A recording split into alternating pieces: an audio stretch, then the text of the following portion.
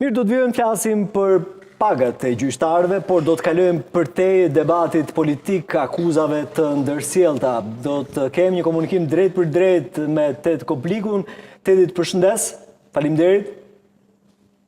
Përshëndetje, faleminderit për ftesën. Në studio jam me Faik Bashën edhe me avokat Kujtim Cakarin. Faleminderit që erdhët. Faleminderit për ftesën. Avokat, doja ta nisja me ju.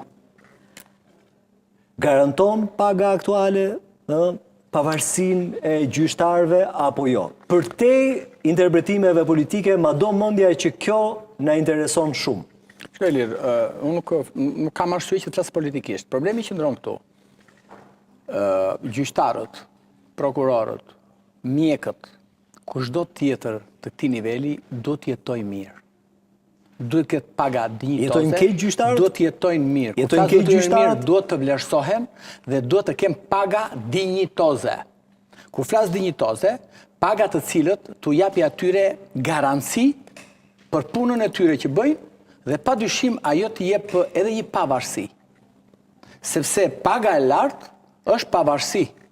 Se nëse një gjyqtar sot po marrim të nivelit të jurisdiksionit përgjithshëm të shkallës parë, e fillon me një pagë minimale që i shkon tek rreth 200.000 lekë, dhe nga Tirana shkon në Fier, nga Tirana shkon në Shkodër, nga Tirana shkon në Elbasan, në fund të muajit, ai nuk do mendoj më për punën, ai do mendoj si do nxjerr muajin.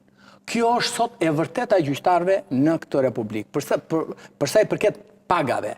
Sot pagat, sepse nëse ne lozim me pagat e gjyqtarëve duke i treguar publikut që ky e ka pagën aq, që ka pagën kaq, pa bër asnjë vlerësim në asnjë analizë, sa i mbetet aty gjyqtari? A ja garanton ajo në fund të muajit ose jetën atij gjyqtari, qoftë për punën që ai bën, për mënyrën se si ai vepron, sepse do të kuptojmë një diçka. Sot gjyqtarët e kësaj republike janë gjyqtarë të cilët janë futurisht në sistem. Janë gjyqtarë të rinj dhe ne e bëm reformën në drejtësi për të hequr disa gjyqtarë të cilët i mendonin të korruptuar. Në momentin që ti e bëre këtë reformë, e bëre bashkërisht me opozita e kohës e gjithë me radhë. Dhe në 138 kushtetutës ti u garantove atyre një pagë dinjitoze që do të rritej në mënyrë progresive çdo vit që do kishte indeksimin e pagave. Dhe kjo ka qenë një marrëveshje politike, theksoj, që gjyqtarët do trajtoheshin në mënyrë dinjitoze.